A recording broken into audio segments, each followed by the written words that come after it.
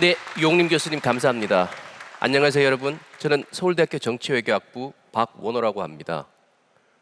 오늘 우리의 양극화된 정치 구조를 극복하고 보다 나은 민주주의를 만들기 위해 어떤 제도 개혁의 노력이 가능한지 토론하고 몇 가지 정치 개혁의 의제를 여기서 제안하고자 합니다. 먼저 오늘의 이야기를 우리 국민들의 코로나 방역 정책에 대한 평가로 시작할까 합니다. 보시는 것처럼 국민의 안전과 생명을 다루는 정부의 방역 정책 같은 주요 활동도 정치 성향의 영향을 받는다는 것을 알 수 있습니다. 이 그림은 한국갤럽에서 지난 2022년 5월과 올해 7월에 조사한 내용을 대비해서 보여드리는 것인데요. 자신이 지지하는 정당에 따라 정부의 방역 정책에 대해 매우 다르게 평가하는 것을 알 수 있습니다. 특히 지난 2020년 격차는 세계 어느 나라와 비교하더라도 방역 정책에 대한 매우 양극화된 평가를 보여줍니다. 사실 여러분은 이 그림을 보시기 전 이미 이 수치가 어떨 것이라는 점을 짐작하고 계셨을 겁니다. 왜냐하면 매우 단순한 팩트에 대해서도 한쪽에서는 진실인 것이 다른 쪽에서는 가짜 뉴스로 받아들여지는 시대를 우리가 살고 있기 때문이죠. 이러한 극단적 정치적 대립에서는 모두가 피해자입니다.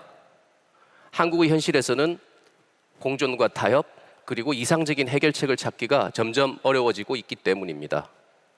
다시 한번 말씀드리지만 이곳에서는 모두가 피해자입니다. 그러나 모두가 피해자인 것만은 아닌 것 같습니다. 지난 지방선거에서는 무투표 당선자가 509명이나 있었습니다. 그러나 이들은 우리가 통상 생각할 수 있는 지역주의로 인한 영호남 당선자들만은 아니었습니다. 이 중에서 약 180명은 수도권에서 2인을 뽑는 기초의원 중선거구에서 빨간당, 파란당이 각기 1인씩만 공천하여서 동반 당선된 후보들인 것으로 나타났습니다. 여타 정당이나 무소속 후보들이 아예 애초에 도전을 포기했던 거죠. 그래서 509명 중에서 정당 공천이 불가능한 교육위원 1명을 제외하면 508명 전원이 양당의 공천자인 것으로 나타났습니다. 다시 말해 시민들이 후보에 대한 평가와 심판을 내리기 전에 당선자가 이미 양당의 공천 과정에서 정해져 버린 셈입니다. 가히 양당 대립의 공생체제라고 할 만합니다. 이러한 대립적 공생체제에서는 타협과 공존의 대화가 불가능합니다. 정치적 갈등을 증폭시키는 것만으로도 절반의 지지를 얻을 수 있기 때문입니다. 잘하면 51%의 여당이 될 수 있을 것이고 실패하더라도 49%의 지지로 제1야당이 될 수 있을 것입니다. 우리가 해결해야 될 수많은 과제들, 방역은 물론이고 환경, 여성, 교육, 과학기술 등 모든 정책들이 양당 대립의 프레임에서 정쟁의 대상이 되고 있는 것을 우리는 목격하고 있습니다. 특히 지난 지방선거에서 보았던 것처럼 수많은 지역의 고유한 의제들이 지방선거에서 드러나지 못했습니다. 우리가 지난 지방선거를 마치 전국 선거처럼 치른 데에는 양당의 대립 구조에 그 책임이 있는 것입니다. 그러나 정말 문제가 되는 것은 이러한 양당의 공생적 대립 구조를 깨뜨릴 요인이 그 누구에게도 없다는 사실입니다.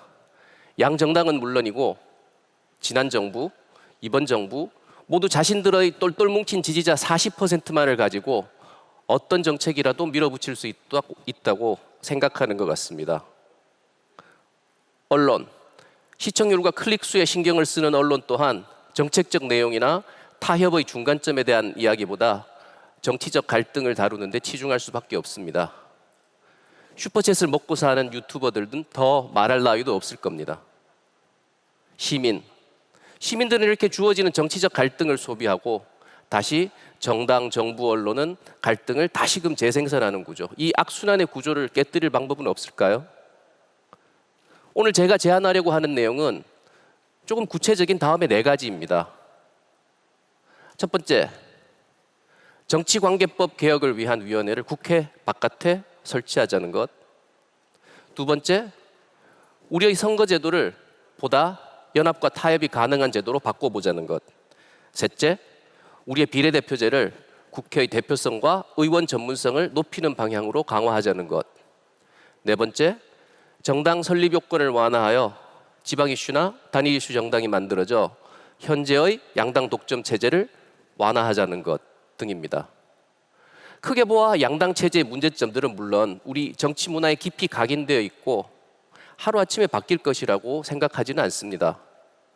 또 다른 연사분들께서 오늘 이야기하실 정치적 숙이라든지 또 오늘 오후에 발표하실 정치 교육의 과제들은 이런 정치 문화를 장기적으로 변화시키려는 매우 중요한 노력이라고 할 수 있겠습니다. 그러나 이런 장기적 노력들과 함께 제가 말씀드리려는 법 제도 개혁의 의제들 또한 피할 수는 없습니다. 우리 정치 구조를 좀 더 다양한 의견들과 생산적인 논쟁의 장으로 만들 수 있을지 지금부터라도 고민하고 실천해야 할 것입니다. 먼저 첫 번째로 법제도 개혁의 주체라 할 정치관계법 개정위원회에 대해서 말씀드리겠습니다. 물론 입법권은 국회에 있습니다. 따라서 개헌을 포함한 모든 정치개혁의 과제는 결국 국회의 표결을 거칠 수밖에 없습니다. 그런데 생각해 보시면 현 시스템의 승리자라고 할 수 있는 양당 현직 의원들이요, 현재의 정치적 질서를 근본적으로 바꾸는 셀프 개혁이라고 할까요? 거기에 적극적이지 않을 것은 누구나 다 알고 있습니다. 그야말로 이해 당사자이며 이해 충돌의 문제가 있는 것입니다. 지난 시기에 우리 수많은 개혁안들이 국회를 통과하면서 어떻게 변질되었는지 아마 다들 잘 알고 계실 겁니다. 한 가지 생각해 볼 것은 우리 정치 제도에 이미 참고할 만한 사례가 있다는 점입니다. 예컨대 우리 공직선거법은 학계, 법조계, 언론계, 시민단체, 정당 등이 추천하는 독립적인 선거구 획정위원회를 중앙선관위에 두게 하고 있고요. 여기서 만들어진 선거구 획정안이 국회에 제출되게 되면 국회가 1회 한정해서 재제출을 요구할 수 있습니다. 그리고 그 이후에는 수정 없이 표결에 붙이게 되어 있어요. 그러니까 다시 말씀드리면 국회 입법권이 상당히 제한되어 있는 셈입니다. 적어도 그 이슈에 있어서는요. 그래서 제가 생각하기에는 정치개혁을 위한 첫 번째 전제 조건은 이처럼 상당한 독립성을 지니는 정치관계법 개정위원회를 국회 외부에 만들어야 한다는 것입니다. 물론 현존하는 국회 내 정치개혁 특위와 협업할 수 있을 것입니다. 여전히 개혁안이 국회 표결을 거쳐야 하겠지만 이해 당사자인 국회가 스스로 안을 만드는 것보다는 훨씬 정당성을 확보할 수 있고 또 실질적인 결과를 만들어낼 수 있는 방안입니다. 또 다음 구체적인 안으로는 저는 우리 선거법 개정 등을 통해서 선거제도를 바꿀 것을 제안합니다. 우리 87년 체제라고 부르는 우리 체제, 특히 국회의원 선거제도는 단순다수 소선거구제입니다. 이 제도가 여러 가지 문제점을 지니고 있다는 또 수많은 학술적인 논의가 있지만 사실 가장 심각한 문제들은 우리가 몸으로 체감하고 있습니다. 무엇보다도 단순다수 소선거구 제도는 아무리 적은 득표를 하더라도 2등보다 한 표만 많으면 1등이 당선되는 제도입니다. 수많은 사표를 만들고 소수의 지지를 받는 사람이 당선자가 되며 특히 후보들은 상대방을 악마화하고 적대적 경쟁을 부추기게 되는 것으로 알려져 있습니다.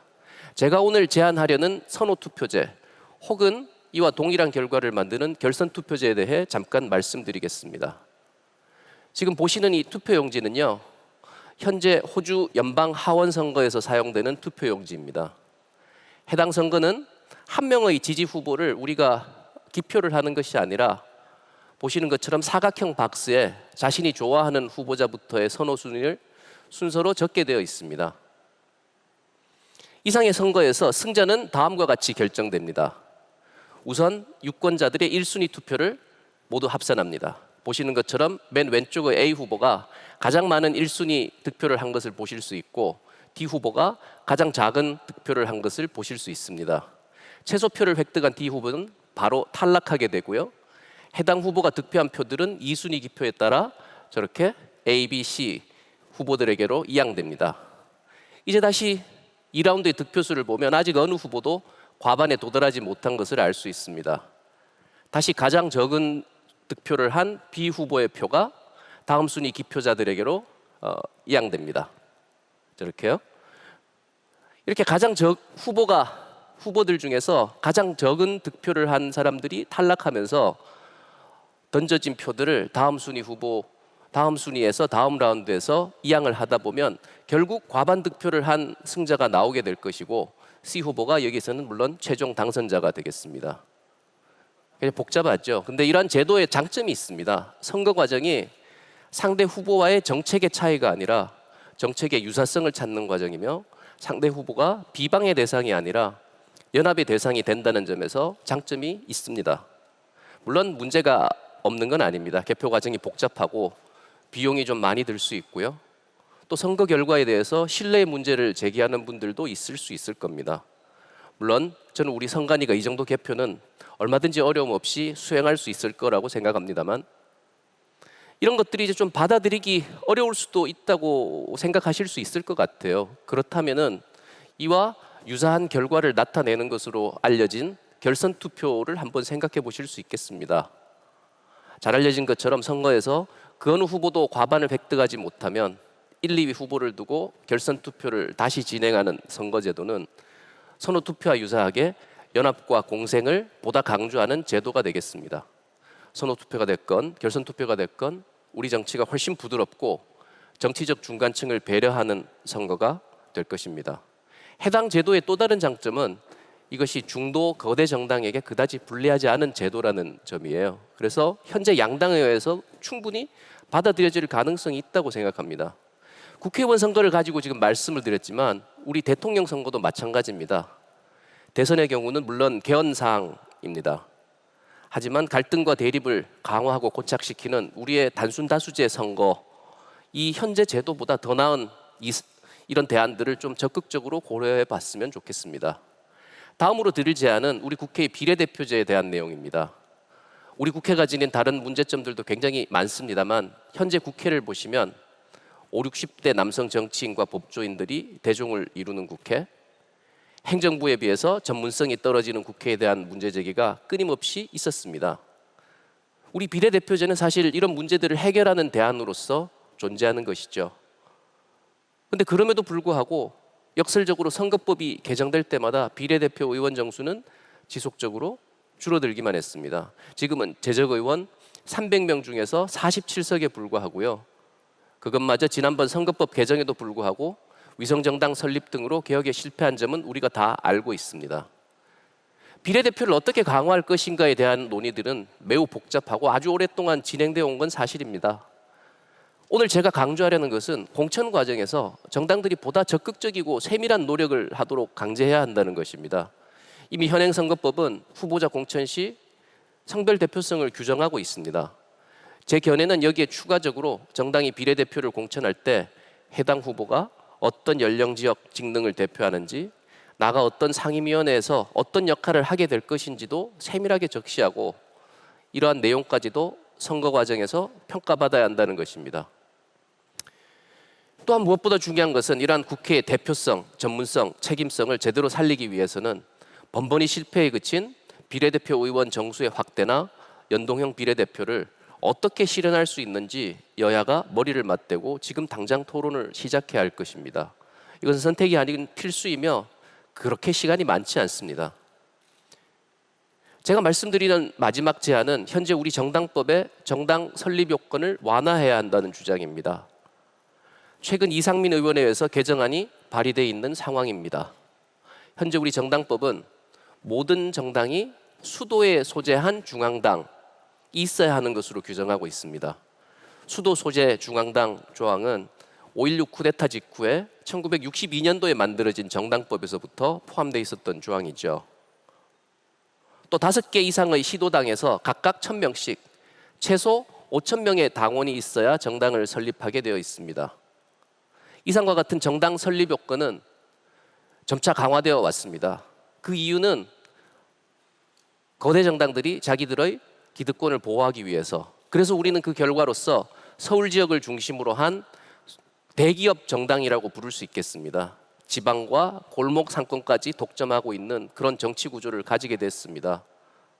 그래서 그 대가로 우리는 모든 정치적 의제들, 생활의 이슈와 지방의 의제들, 이런 것들이 수도에 중앙당을 두고 있는 거대 양당을 통하지 않으면 무의미해지는 양당 독점 체제를 가지게 됐습니다. 지방 정치는 중앙에 민원을 제기하는 정치가 됐고 소수의 유권자들이 관심을 가지는 의제들은 정치에서 아예 배제가 되어 왔습니다.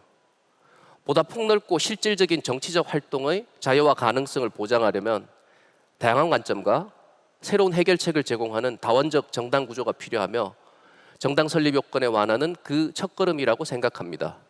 기왕에 발의된 법률안이니 여야가 잘 살펴 통과시켰으면 합니다. 이상의 네 가지 안을 정리하자면은 그림에서 보시는 것과 같습니다. 그렇지만 가장 중요한 것은 오늘 제안한 안들은 사실 거대 정당의 양보 없이는 불가능한 의제들이기도 합니다. 그러나 우리가 아무것도 하지 않고 있으면 우리의 정치로는 우리의 공동체가 다 같이 불행할 것이라는 점은 양대 정당을 포함해서 누구나 아는 절실한 사실입니다. 여기서 제안된 사항들을 하나의 출발점으로 삼아 더 나은 민주주의로 나갈 수 있는 토론이 시작되었으면 하고 희망합니다. 다음은 김주영 교수님께서 시민 참여의 관점에서 논의를 이어가시겠습니다. 감사합니다.